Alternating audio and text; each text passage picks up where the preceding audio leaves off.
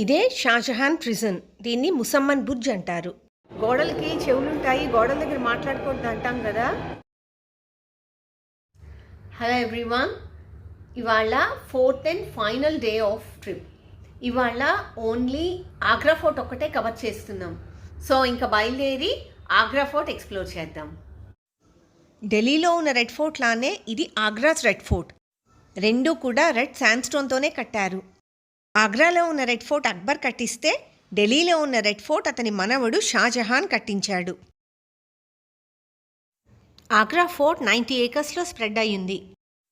95 years పాటు especially 4 generations అయిన Akbar, Jahangir, Shahjahan and Aurangzeb ఈ ఫోర్ట్ని డెవలప్ చేశారు. ఎనిమీస్ ఈజీగా లోపలికి రాకుండా ఫోర్ట్లో మొత్తం 3 గేట్స్ ఉన్నాయి. ఇక్కడేమన్నా సౌండ్ అయితే అది ఇకో అయ్యి కోటలోకి వినిపించేదిట. First, second and third gates 3 దాటుకుని ఇప్పుడు మెయిన్ గేట్లోంచి వెళ్తున్నాం. ఇవంతా కూడా ఈ పక్కన కనిపించేవన్నీ ఎనిమీస్ ఎవరన్నా వస్తుంటే వేడివేడి నూనెలు, వేడివేడి నీళ్లు అవన్నీ పోయడానికి. ఈ కింద ఫ్లోర్ అంతా ఏమో గుర్రాలు ఇటు నుంచి వెళ్తున్నప్పుడు వాళ్ళ కాలు స్లిప్ అవ్వకుండా ఫ్లోర్ని ఈ టైప్లో డిజైన్ చేశారు. మెయిన్ ఫోర్ట్ దగ్గరికి వచ్చేసాం. ఆగ్రా ఫోర్ట్లో బాదల్ సింగ్ చౌహాన్ అనే రాజు దీన్ని ఫస్ట్ బిల్డ్ చేశాడు.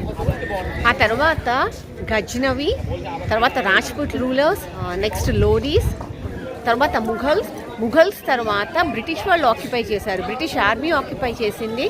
ఆ తర్వాత ప్రస్తుతం ఒక పార్ట్ ఆఫ్ ద ఫోర్ట్లో ఇండియన్ ఆర్మీ స్టేషన్ అయ్యింది. మిగిలిన పార్ట్ అంతా ఏఎస్ఐ వాళ్ళ ఆధీనంలో ఉంది.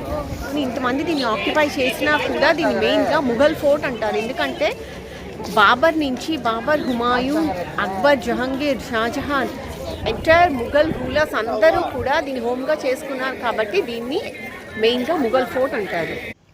ఇది జహాంగీర్స్ ప్యాలెస్ అండ్ దాని ముందు కనిపించేది జహాంగీర్స్ బాత్ టబ్. అక్బర్ తన కొడుకు జహాంగీర్ కోసం ఈ ప్యాలెస్ కట్టించాడు. ఇంకా ఈ బాత్ టబ్ జహాంగీర్ టైంలో కంప్లీట్గా గోల్డ్ ప్లేటెడ్గా ఉండేదిట. అక్బర్ నుంచి షాజహాన్ వరకు కట్టిన మాన్యుమెంట్స్లో కొన్ని హిందూ ఇన్ఫ్లుయెన్సెస్ కూడా కనిపిస్తాయి. ఒకటి బ్రహ్మ, విష్ణు, మహేశ్వరుడు ఇండికేట్ చేయడానికి 3 పెట్టారు. అండ్ కిందేమో లోటసెస్.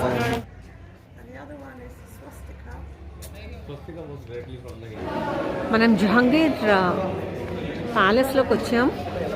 అది జహాంగీర్ డైనింగ్ ఏరియా. అక్బర్ చదువుకోకపోయినా వాళ్ళ కొడుకు జహాంగీర్ని బాగా చదివించాట. సో అక్కడ కనిపించే రూమ్స్ అన్నీ కూడా జహాంగీర్స్ లైబ్రరీ. అండ్ ఇదేమో జహాంగీర్స్ బెడ్రూమ్. డార్క్ పింక్ కలర్లో కనిపిస్తున్న ఇన్లే వర్క్ అంతా ఏఎస్ఐ వాళ్ళు రెస్టరేషన్ ప్రాసెస్లో చేసింది. పైన బ్లాక్ కలర్లో కనిపిస్తున్నది మాత్రమే ఒరిజినల్. ఈ కన్స్ట్రక్షన్లో both Hindu and Muslim influence రెండూ ఉంది కాబట్టి దీన్ని ఇండో ఇస్లామిక్ ఆర్కిటెక్చర్ అని పిలుస్తారు. జహాంగీర్ హవా మెహల్లో ఉన్నాం. సమ్మర్ ప్యాలెస్లో గోడలకి చెవులుంటాయి, గోడల దగ్గర మాట్లాడకూడదు అంటాం కదా. ఇవన్నీ హాలో గోడలు. ఒకవైపు మాట్లాడితే రెండో వైపుకి వినిపిస్తుంది. ఇది ఫస్ట్ హిందూ రాజుల కట్టినప్పుడు ఈ బ్రిక్స్ వాడి కట్టారు. దీన్ని లహోరీ బ్రిక్స్ అంటారు. తర్వాత ఇది ముఘల్స్ చేతిలోకి వచ్చిన తర్వాత ఇదంతా రెడ్ శాండ్స్టోన్తో కవర్ చేశారు ఈ గోడలన్నీ. అటువైపు అంతా అక్బర్, జహాంగీర్ కోసం కట్టించిన ప్యాలెస్ అయితే ఇక్కడి నుంచి అదంతా రెడ్ శాండ్స్టోన్లో అలా ఉంది. ఇక్కడి నుంచి చూస్తే మనకి మార్బుల్ కనిపిస్తుంది. ఇదంతా షాజహాన్ కన్స్ట్రక్ట్ చేయించాడు. సో షాజహాన్కి 2 కూతుళ్ళు ఉన్నారు, ఒక రోషనారా అండ్ జహనారా అని. సో రోషనారా కోసం ఇది కట్టించిన ప్యాలెస్ అనమాట. పలకీ షేప్లో ఉంది. ఇది చిన్నగా కనిపిస్తుంది. దీని కింద ఇంకొక 2 ఫ్లోర్స్ ఉన్నాయిట. అది మనకి వెళ్ళటానికి యాక్సెస్ లేదు. సో ఇదంతా షాజహాన్ తన కూతురి కోసం, రోషనారా కోసం కట్టించినటువంటి ప్యాలెస్.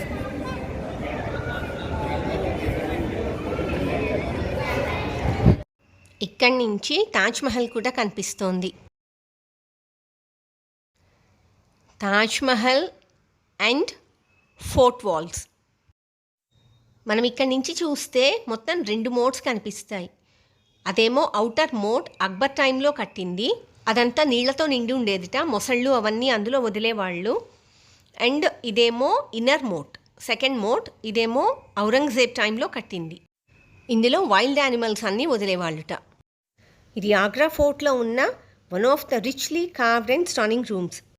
దీన్ని ఖాస్ మహల్ అని పిలుస్తారు. ఇది Shah Jahan and Mumtaz Begum bedroom. Shah Jahan favourite stone marble కాబట్టి కంప్లీట్గా మార్బుల్ స్టోన్తోనే కట్టారు. ఇదంతా కూడా గోల్డ్ వర్క్తో డైమండ్ స్టడెడ్గా ఉండేదిట. వీటన్నిటినీ తర్వాత బ్రిటిష్ వాళ్ళు పీక్కుపోయారు. ఇంకా సీలింగ్ మీద అక్కడక్కడ గోల్డ్ వర్క్ కనిపిస్తోంది. షాజహాన్ అండ్ ముంతాజ్ బేగం బెడ్రూమ్కి బయటికి రాగానే మనకు ఒక పెద్ద building with lots of rooms కనిపిస్తాయి. ఇదంతా ఎంపరర్స్ హ్యారమ్. అక్బర్ నుంచి షాజహాన్ దాకా కూడా దాదాపు 300 to 500 ఇల్లీగల్ వైఫ్స్ని మెయింటైన్ చేసేవాళ్ళు. దాన్ని హ్యారమ్ అంటారు. సో ఇక్కడ కనిపించేదంతా కూడా అంగూరి బాగ్. ఇదంతా కూడా నాసిక్ నుంచి మట్టి తెప్పించి గ్రేప్స్ని పెంచేవాళ్ళుట. ఇది షాజహాన్ వాళ్ళ ప్యాలెస్. అటువైపు ఏమో అవుట్ సైడ్ ఏమో రోషనారా ఉంది, ఇటు సైడ్ ఏమో జహనారా ప్యాలెస్ ఉంది. సేమ్ ఇది కూడా పల్లకి షేప్లోనే కట్టాడు ఇది కూడా.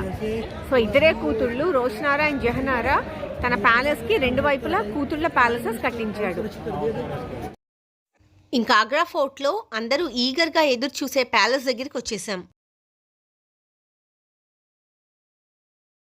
సెంటర్లో fountain, beautiful inlay work, ornate pillars.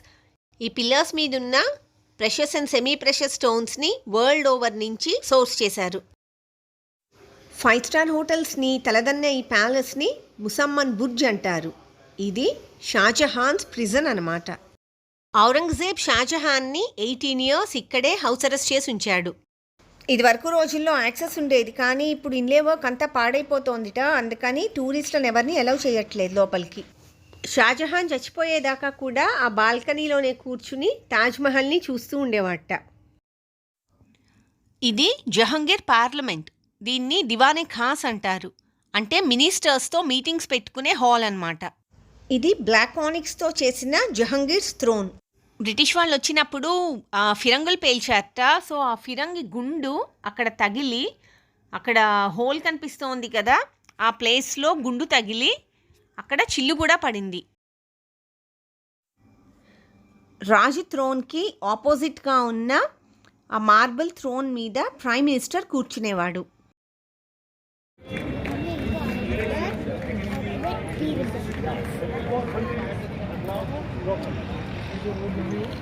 And Taj Mahal. ఈ పిల్లర్డ్ హాల్ ఏమో దివానే ఆమ్. సివిలియన్స్ రాజుతో ఇంటరాక్ట్ అవ్వటానికి యూజ్ చేసే హాల్ అన్నమాట.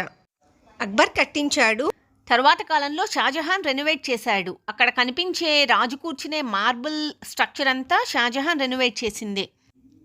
అక్కడే షాజహాన్ పీకాక్ థ్రోన్ మీద కూర్చునేవాట. ఆ పీకాక్ థ్రోన్ని నాదిర్ షా తీసుకెళ్ళిపోయాడు, అది ఇరాన్లో ఉందని, లేదు మొత్తం కరిగించేశారని రకరకాల వర్షన్స్ ఉన్నాయి.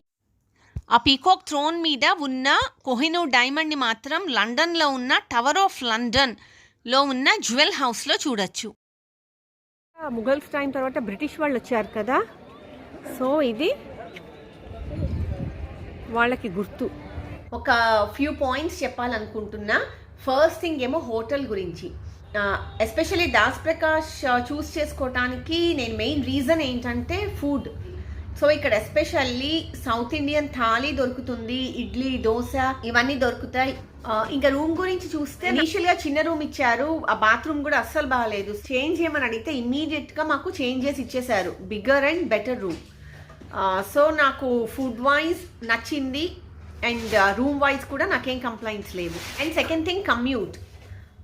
ఫతేపూర్ సిక్రీ దూరం కాబట్టి మేము ఊబర్ ట్యాక్సీ తీసుకున్నాం. అండ్ మథుర అవన్నీ వెళ్ళేటప్పుడు ఫుల్ డేకి అగైన్ మేము ట్యాక్సీ తీసుకుని వెళ్ళాం. అదర్వైజ్ ఆగ్రాలో తిరగటానికి ఆటోస్లోనే తిరిగాం, అవి ఎక్స్పెన్సివ్గా కూడా ఎక్కువగా లేవు. నెక్స్ట్ ఇంకా ఆగ్రా ఫుడ్ స్పెషాలిటీస్ దగ్గరికి వస్తే, ఆగ్రా స్పెషల్స్ ట్రై చేయాలనుకునే వాళ్ళకి భగవత్ హల్వాయి దీనికి వెళ్ళండి. భగవత్ హల్వాయి చాలా ఓల్డ్ షాప్. ఇది జిలేబీ, బెడై అండ్ కచోరీస్కి చాలా ఫేమస్. ఆ కచోరీస్ ఈవినింగ్ టైంలో కూడా దొరుకుతాయి, కానీ బెడై అండ్ జిలేబీ మాత్రం మీకు మార్నింగ్ టైమ్స్లోనే సర్వ్ చేస్తాడు. నెక్స్ట్ ఏమో ఆగ్రా పేఠాకి చాలా ఫేమస్, బూడిద గుమ్మడికాయ స్వీట్లకి. దీనికేమో పంచీపేట అనే షాప్ చాలా ఫేమస్. అక్కడ రేట్స్ కూడా రీజనబుల్గా ఉంటాయి. ఇది చాలా వరల్డ్ ఫేమస్ కూడా. పంచీపేటలో మీకు ఆల్మోస్ట్ ఒక 20 to 30 వెరైటీస్ ఆఫ్ పేఠా దొరుకుతుంది. అది ట్రై చేయండి. ఇంకొక విషయం, మార్చ్ ఫస్ట్ వీక్లో వచ్చాం, అంత చలి ఉండదు అనుకున్నాం, కానీ ఆగ్రా, మథురా, బృందావన్ ఎక్కడికి వెళ్ళినా కూడా చాలా చలిగా ఉంది. మధ్యాహ్నం టైంలో ఎండలు వస్తున్నాయి, కానీ మార్నింగ్ అండ్ ఈవినింగ్ టైంలో టెంపరేచర్స్ మినిమం 7 to 10 degreesకి వెళ్తున్నాయి. అండ్ మీరు ఫోర్ట్స్ కానీ ఇలాంటి ఓపెన్ ప్లేసెస్కి వెళ్తే ఇంకా చలి విపరీతంగా ఉంటుంది. సో మీరు మార్చ్లో వచ్చినా కానీ వింటర్ వేర్ డెఫినెట్లీ క్యారీ చేయండి. ఆగ్రా ఫోర్ట్తో మా ట్రిప్ కంక్లూడ్ అయిపోయింది. ఈ వీడియో మీకు నచ్చింది అనుకుంటున్నా. నెక్స్ట్ వీడియోలో ఇంకొక ఇంట్రెస్టింగ్ ప్లేస్ ఎక్స్ప్లోర్ చేద్దాం.